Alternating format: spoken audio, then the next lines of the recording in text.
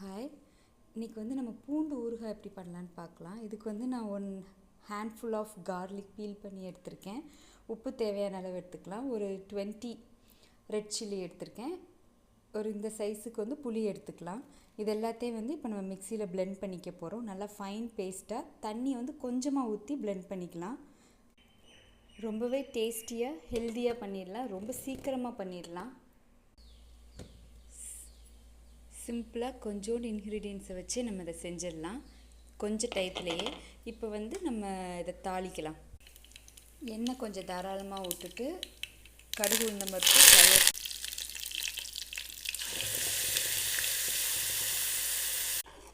கொஞ்சமாக தண்ணி விட்டு நல்லா அதை அலசி ஊற்றிக்கலாம். இப்போ நல்லா வத்துற வர எண்ணெய் பிரிஞ்சு வர கிண்டிகிட்டே இருக்கணும். நல்லா கட்டியாகும்.